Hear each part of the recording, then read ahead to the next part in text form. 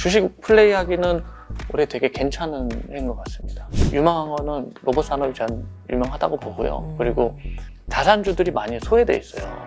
몇 개만 예를 들어 뭐 BYC 같은 경우도 그렇게 지금 뭐 좀 올랐고요. 삼성전자, 하이닉스보다는 카카오랑 네이버가 좀 더 시간을 땡길 수 있는 기업이라고 보고 있습니다. 포기하지 않고 끝까지 하는 게 제가 볼 때 핵심 비결이에요. 나도 포기하지 않았거든. 저한테 해주실 말씀 없습니까? 선생님 사람 보시는 눈도 좀 없으신 것 같아요. 어떻게? 그런 것 같아요. 그래서 장기적으로 네. 제가 볼 때 주식 참여자들의 한 99%는 가격을 잘 볼 줄 몰라요. 부동산 뭐 전체적인 투자 전망, 원칙 이런 부분 얘기해 보려고 합니다. 네, 전업투자자 냉철 박홍일님 모셨습니다. 안녕하세요. 안녕하세요. 예. 2022년 지난해에 주식 투자의 고수들도 손실을 받고 참 어려웠다 이런 뭐 저도 경험이 있고 기사들도 많이 봤는데 작년에 주식하시는 분들 보면 아마 손절들 많이 하시고 이랬을 거예요. 근데 냉철님은 잘 방어가 됐습니까? 어떻게 됐습니까? 손절은 없었고요. 네. 수익률은 마이너스 8% 조금 넘어서 야, 냉철도 마이너스 1 정도로 어려웠던 장이에요. 배당 제외하면 한 5% 마이너스로 나왔습니다. 야, 그럼 나도 어지간히 한 거네. 몇 프로 하셨어요? 마이너스? 마이너스 한 40%. 그래서 뭐 엄청난 경기 침체기가 온다, 막 불황이다, IMF가 다시 온다, 막 이런 얘기들 많이 듣는데 올해 주식 시장은 어떻게 될까요, 냉철님? 저는 생각보다 괜찮을 것 같아요. 예. 오. 경기는 어려워도 경제하고 주식하고 딱 일치하진 않거든요. 네네. 이제 주식이 선행하기 때문에 그래요. 그래서 주식 플레이하기는 올해 되게 괜찮은 해인 것 같습니다. 근데 오늘이 3월 16일이에요. 네네. 오늘 날짜로 미국 16위 은행 하나 망했고 네. 그다음에 스위스 관련해서 그 은행 하나 또 네네. 위태위태해요. 이런 마당에도 투자를 해야 됩니까? 네. 지름이 좀 좋을 때고요.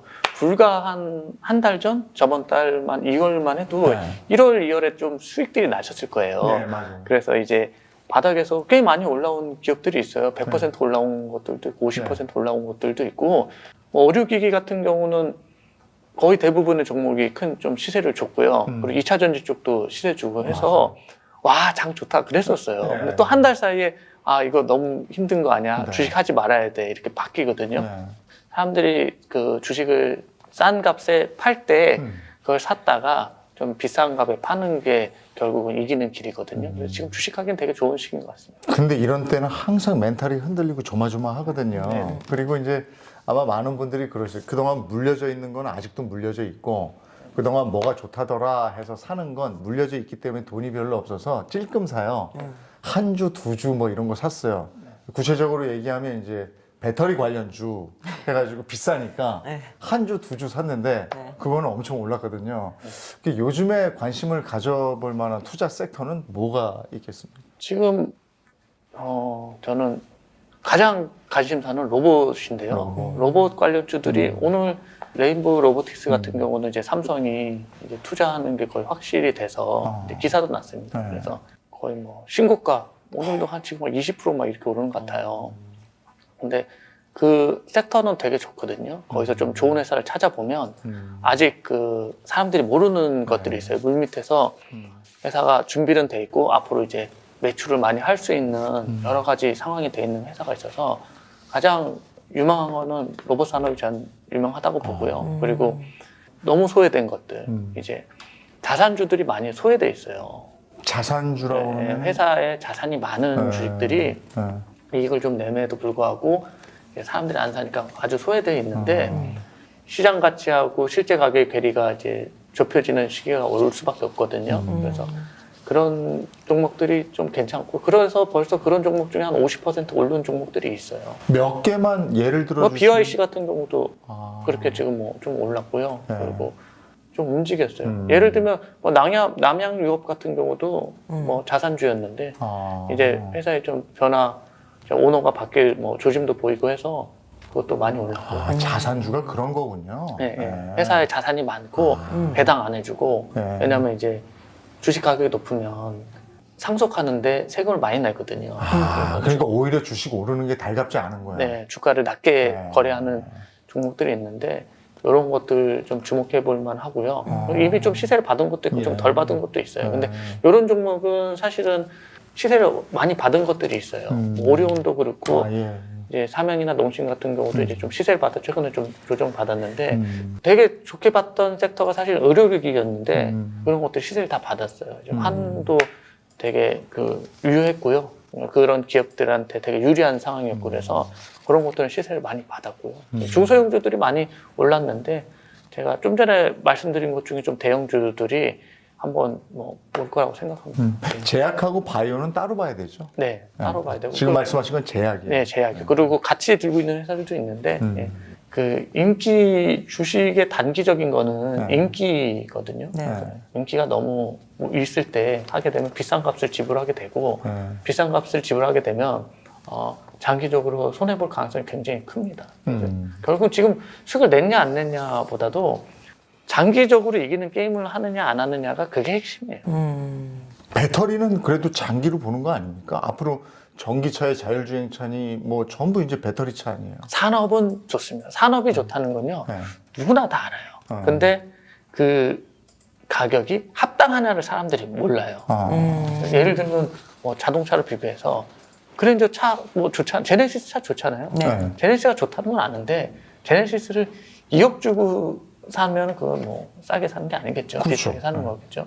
결국은 가격이에요. 지불한 가격인데 제가 볼 때 주식 참여자들의 한 99%는 그 가격을 잘 볼 줄 몰라요. 맞아요. 99% 맞아. 중에 한 명. 아니 뭐 대부분 그렇죠. 대부분 가격을 볼 줄 몰라서 손실이 많이 나고 이제 이익 날 때는 조금 나는 이유가 이제 그냥 느낌으로 하기 때문에 저는 그렇다고 맞아. 생각하거든요. 예. 뭐 많이 먹어봐야 30%인데 뭐 그 훌륭하죠. 그럼요. 이럴 때는 뭐 반토막에 뭐 30% 먹는 건 되게 좋아요. 근데 그 종목 들어갔을 때 순간 뭐 저도 반토막 난 종목들이 있거든요. 근데 그런 데서 수익이 되게 크게 나요. 반토막 난 것들이.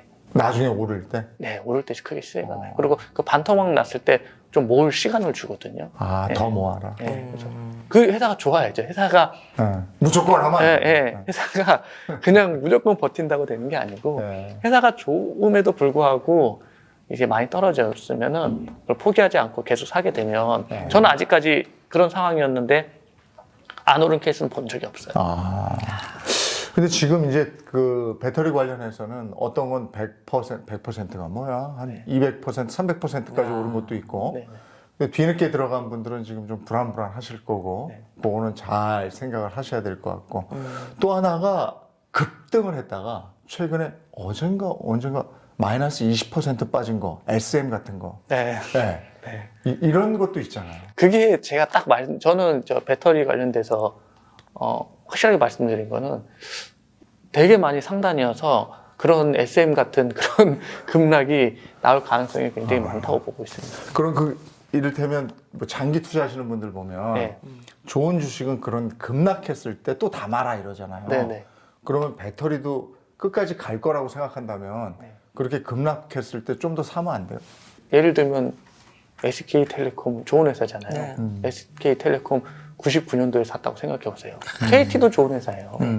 KT도 좋은 회사인데 99년도에 샀었잖아요. 그러면 거의 막 3분의 1 토막 난 상태에서 24년이 흐른 거네요. 네, 제가 이제 주식 연차가 지금 23년. 그렇게 됐군요. 네. 그러면 인플레이션까지 감안하면 10분의 1 토막 더 이상 난 거거든요. 네, 그래서 좋은 회사를 얼마에 사는지가 그게 핵심이에요. 그러면 최근에 이제 중국 저렇게 다 오픈되고 이러면서 네. 리오프닝 주식이 간다 했는데 아직까지 그렇게 많이 간 건 중간에 시세를 좀 어느 정도 봤고요. 지금 주식 시장 자체가 전체적인 시장에 아직도 하락장이에요. 아직도 지가로 보면 아직 대체적으로 그런 특별한 주식들로는 시중에 돈은 있는데 장 전체에 돈이 막 들어오고 그러진 않아요. 그래서 대부분의 주식들이 크게 인기가 없습니다. 아주 특별한 케이스만 그렇게 돈이 좀 쏠림 현상이 나온 거거든요. 그래서 그 전에 이제 시세를 좀 받았다가 지금은 좀 인기가 좀 시들해진 상태고요. 좀 이제 그 모멘텀 뭐 이런 거는 좀 지났다고 봐야죠. 맹철님 나오셔서 우리가 너무 궁금한 게 많아가지고 지금 질문을 막 쏟아내고 있는데요. 질문 못하니까. 구체적으로 막 이게 네. 들어가게 되네요. 네. 그러니까 종목을 한번 우리나라 대표주 네. 그걸 한번 진단해 보죠. 저 아직도 물려 있는데요. 네, 네.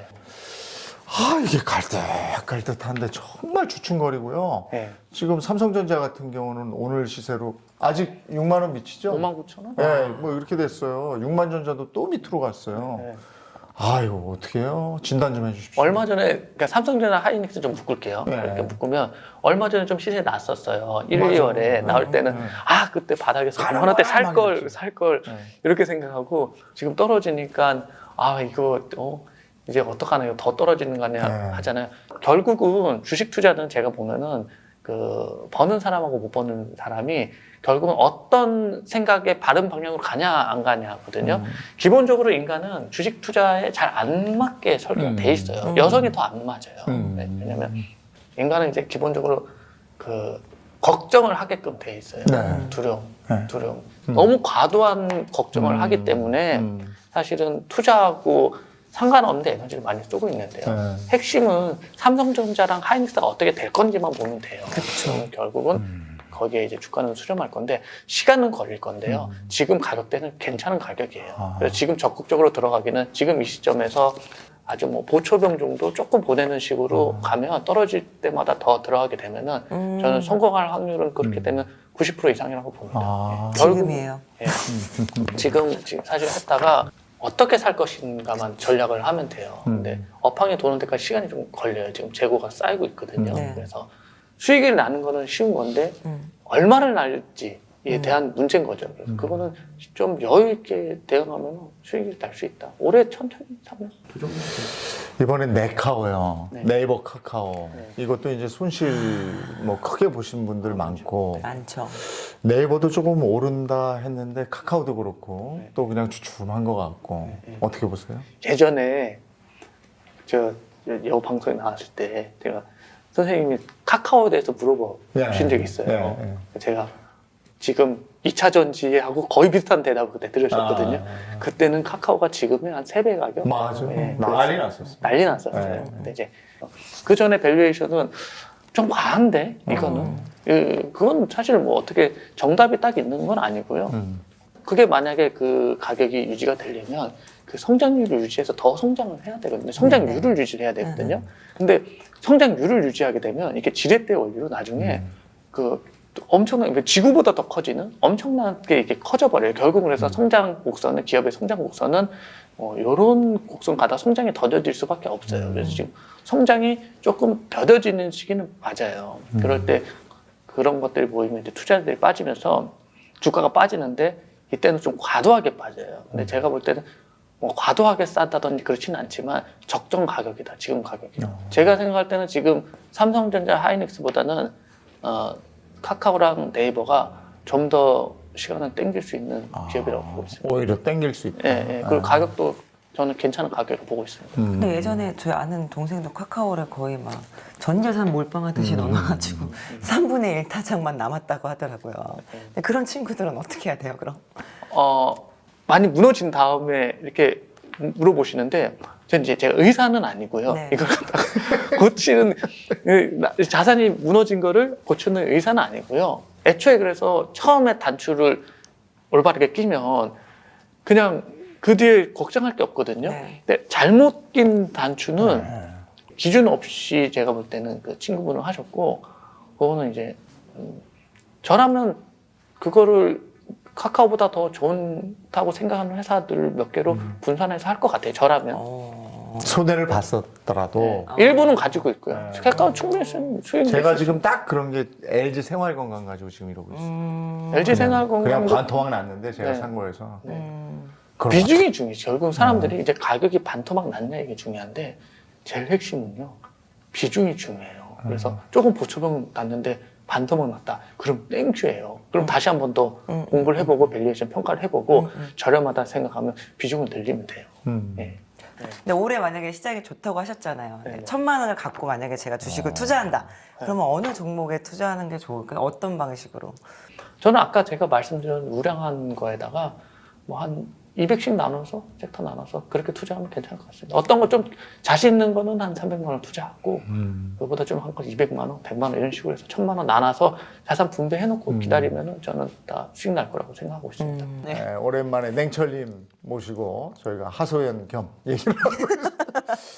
종목 주목해 볼 만한 섹터 더불어서 주요 종목에 대한 얘기 계속 나눠봤고요. 이어서 주식 투자에 관한 얘기 좀 더 심도 있게 가도록 하겠습니다. 네.